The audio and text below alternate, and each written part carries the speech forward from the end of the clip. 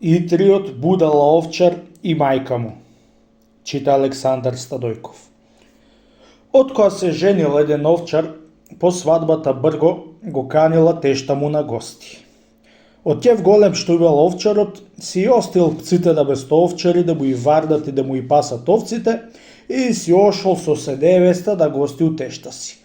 2 дни седел без да се свести, оти овците сами си останале планина. Од кога виде тешта му од изетот ќе нема ниет да си оид по работата, го буцнала сабата аза да си оид.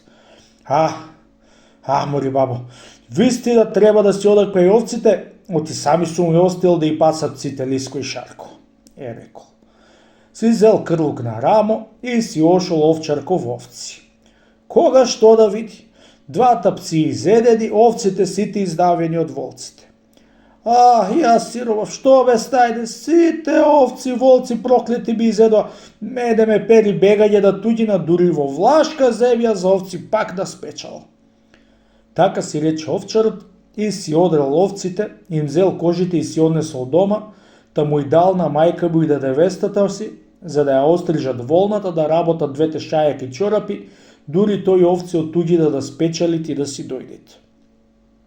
Си ошол да туѓина во влашка земја и се одегои будалштилок, спечалил многу овци и пари, та да 7 години си дошол дома.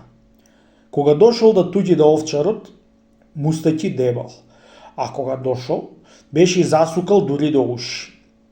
Идејќи доба, се вратил прво кај тешта му и дејзе се кажал и рекол ти доба која ќе си оедел вечерта, дејќи му се кажал да мајка си и да жената си да видите дали ќе го познаат отие тој.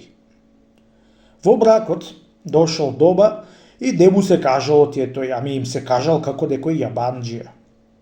Излегла мајка му во двори и ја молил за таа вечер да предоќава како еден јабанџија, колку пари ќе сакаат, ќе даел и одвише.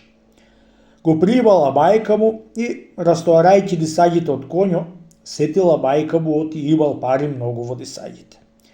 Нито таа го познала сопрво, нити пак невестата му, отиет синот на старата и мажот на младата. И двете го мисле отиет некој јабанџија. Вечерта тој само си молчите, не му кажуваат ништо за да не го сетат отиет тој.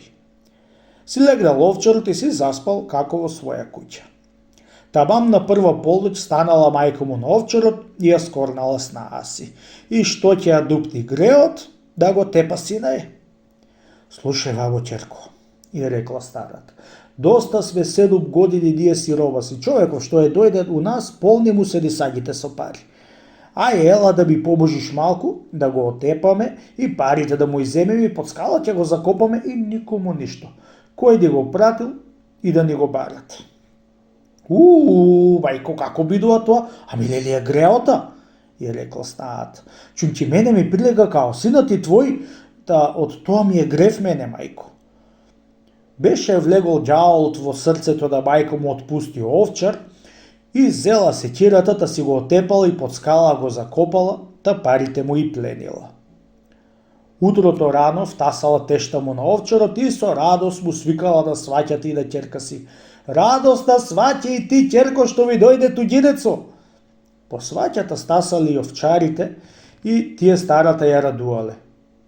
Кога сетила пуста мајка на овчарот, оти сина си го отепала, отишла под скалата и го откопала, та го спружила стред куќа и го тажила, дури таа паднала на него и умрела.